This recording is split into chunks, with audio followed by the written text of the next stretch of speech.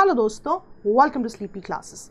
5 MCQs की बात करें तो पहला MCQ है हमारा डेड जोन्स के बारे में, और मैं आपको दिखाऊंगी कि मेंस में जो है यूपीएससी मेंस में डेड जोन्स पे सवाल आया हुआ है। यहीं से हम शुरू करेंगे और हम बेसिक्स भी डिस्कस करेंगे। अब सवाल कहता है identify the most appropriate definition of dead zone for marine ecosystem. अब ऑप्शंस देखिए, ऐसे areas in ocean and lakes जहां पे बहुत ज्यादा बायोडाइवर्सिटी हो due to nutrient rich waters, ऐसे रीजन्स जहां मरीन ऑर्गेनिज्म सर्वाइव नहीं कर पाते क्योंकि एक्सेसिव कोल्ड टेम्परेचर्स है, ऐसे जोन्स इन एक्वाटिक एनवायरनमेंट जहां पे ऑक्सीजन लेवल बहुत कम है टू सपोर्ट मरीन लाइफ, और चौथा ऐसे regions which are affected by radioactive contamination causing widespread marine organism deaths. तो यहां पे आप देखिए मोस्ट एप्रोप्रिएट डेफिनेशन बतानी है आपने। मोस्ट एप्रोप्रिएट डेफिनेशन कहां होगी? वो जोन्स जहां पे ऑक्सीजन लेवल्स बहुत ज्यादा कम है, हाइपोक्सिक जोन्स इन्हें जो है कहा जाता है, राइट। तो डेफिनेशन आपके लिए इंपॉर्टेंट हो जाती है, बट डेफिनेशन के साथ साथ अब इसके एप्लीकेशन पे भी सवाल आया हुआ है यूपीएससी में।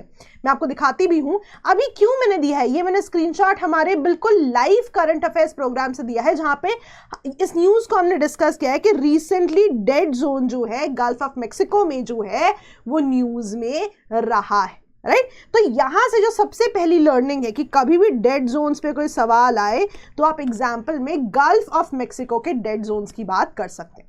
अब डेफिनेशन की बात करें तो it refers to reduce level of oxygen in the water, इसे हाइपोक्सिक कंडीशंस जो है कहा जाता है। मैं आपको मेंस का सवाल दिखाऊं, डायरेक्ट क्वेश्चन पूछा हुआ है कि डेड जोन्स का मरीन इकोसिस्टम पे क्या कॉन्सिक्वेंस है ना। अब सिंपल सा पॉइंट है कि एक इकोसिस्टम है जिसके हिसाब से वहां का जो मरीन ऑर्गेनिज्म है वो ढला हुआ है। अब यदि उस इकोसिस्टम में चेंजेस आएंगे, फॉर एग्जांपल ऑक्सीजन लेवल्स कम होंगे, तो वहां के मरीन इकोसिस्टम पे, वहां की इकोलॉजी पे, वहां के ऑर्गेनिजम्स पे इंपैक्ट पड़ेगा। तो वही बेसिक आइडिया है कि मास मोर्टालिटी हो सकती है क्योंकि वहां पे जो फिशेस हैं, अदर ऑर्गेनिजम्स हैं, वो पेरिश हो सकते हैं due to low oxygen levels, right. Food chains disrupt होंगी, जो ब्रॉडर फूड वेब्स हैं, है ना। लॉस ऑफ बायोडाइवर्सिटी हो सकता है, कोई हैबिटेट को डिग्रेडेशन हो सकता है, फॉर एग्जांपल अगर वहां पे कोरल रीफ्स है ना। और ब्रॉडर लेवल पे जो डिफरेंट साइकिल्स हैं उनको भी प्रोबेबली इंपैक्ट हो सकता है, राइट। तो डेड जोन्स ऑल्दो सिर्फ एक स्पेसिफिक क्वेश्चन मैंने पूछा था, लेकिन क्योंकि न्यूज में था और ये PYQ रिपीटेड थीम भी है इसलिए इंपॉर्टेंट हो जाती है। सब कुछ जो है हमेशा ही न्यूज जो है या फिर जो स्टैटिक है उनको जो है मिला के ही पढ़ना है। चलिए ये क्वेश्चन देखते हैं। X soils are more common in piedmont plain such as Duars, Chos and Terai. Most appropriate option आपने ढूंढना है, राइट, कि कौन सी सॉइल सबसे कॉमन होंगी, राइट, इन जगहों पे। अब यहां पे अगर आपने थोड़ा सा भी सॉइल्स के बारे में पढ़ा है, राइट, तो एक गिव अवे है यहाँ पे तराई रीजन। यहाँ पे आंसर क्या होना चाहिए? यहाँ पे आंसर होगा एलुवियल सॉइल। मैं आपको दिखाती भी हूं, जब भी आप एलुवियल सॉइल्स पढ़ते हैं, है ना, इंडिया के रेफरेंस में, है ना, सबसे ज्यादा आप देख सकते हैं इंडिया में एलुवियल सॉइल्स जो है पाई जाती है। तो यहाँ पे जब हम पढ़ते हैं भब्बर, तेराई, खादर, भांगर, तो तेराई रीजन जो है एलुवियल सॉइल से एसोसिएटेड है। तो यहाँ पे गिव अवे ही आपका तेराई ऑप्शन था।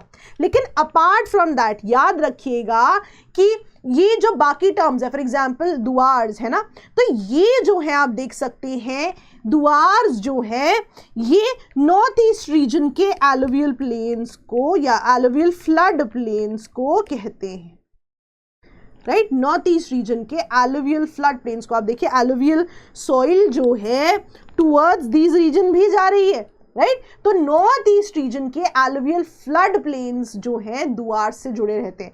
वहीं आप देख सकते हैं जो यहाँ पे चोज टर्म्स है, ये शिवालिक में सीजनल स्ट्रीम्स होती हैं, शिवालिक में सीजनल स्ट्रीम्स होती है। लिख लीजिए seasonal streams, right, seasonal streams, right. तो ये तीनों ही आप देखेंगे एलुवियल सॉइल से जुड़े होते हैं। कीवर्ड्स हैं, लिख लीजिए, याद कर लीजिए, राइट। Seasonal streams, right. चलिए आगे बढ़ते हैं। एक और रीजन देखिए। अब ना रिसेंटली एक ना क्वेश्चन आया था इस साल पेपर में, आपने देखा भी होगा कि एक स्पेसिफिक पीटलैंड का बारे में जो है एक्सप्लेनेशन था और आपसे पूछा हुआ था इनमें से क्या सही है। तो उसी बेसिस पे हमने एक क्वेश्चन बनाया है। आप देखिए, X is a natural region encompassing world's largest tropical wetland and world's largest flooded grasslands. Recently ये न्यूज में थे इसलिए ये पूछा है। ये जोन किसको रेफर कर रहा है? न्यूज में था ये जोन रेफर कर रहा है पैंटेनल वेटलैंड्स को। क्यों न्यूज में था? मैंने रिसेंटली करंट अफेयर्स कोर्स में पढ़ाया है कि यहाँ पे बहुत ही ज्यादा फॉरेस्ट फायर्स हो रही हैं। आप देखिए 5% of this entire biome is burned, right. Rather अगर मैं थोड़ा एडिशनल आपको बताना चाहूँ, अमेज़न का जो रीजन है ना, जब हम अमेज़न रेन फॉरेस्ट कहते हैं, बहुत ही ज्यादा फॉरेस्ट फायर्स वहां पर देखी जा रही हैं, राइट। इस बार जो है आप देखोगे एल नीनो का बहुत ही ज्यादा इम्पैक्ट वहां पे बताया जा रहा है, जो कि कहीं ना कहीं फॉरेस्ट फायर्स को और ज्यादा फ्यूल किया जा रहा है, राइट। तो ये आपने याद करना है। अब मैप के पर्सपेक्टिव से आपको पता होना चाहिए कि पैंटेनल वेटलैंड्स कौन कौन सी कंट्री से जुड़े हुए हैं। तो 3 कंट्रीज आप यहां देखेंगे, ब्राजील, बोलिविया, पैराग्वे। BBP से मैं हमेशा कहती हूँ याद रखिए, ब्राजील, बोलिविया, पैराग्वे, राइट। तो आपने याद रखना है, ये 1 लाइनर्स पेपर में आते हैं। इस साल भी आया हुआ था एक क्वेश्चन इसी प्रकार का। चलिए नेक्स्ट क्वेश्चन देखते हैं। एक और इस बार भी फैक्ट देखिए। अब ना आप देखोगे ये जो पॉइंटर है ना, ये आप मेंस में भी यूज करोगे। मैं आपको बताऊंगी कि इसका मेंस में क्या एप्लीकेशन है, राइट। जैसे ना इस बार रिसेंटली न्यूज में एक टाइगर रिजर्व था, है ना। तो ये जो है क्यों न्यूज में था? क्योंकि यहाँ पे artificial AI based system launch हुआ है। क्यों लॉन्च हुआ है? For early detection of forest fires. India में भी आप देखते हैं जैसे जैसे गर्मियां आती जा रही हैं तो फॉरेस्ट फायर्स की न्यूज रहती है। तो कौन सा ऐसा टाइगर रिजर्व है जहां पे AI बेस्ड सिस्टम लॉन्च हुआ है for early detection of forest fires?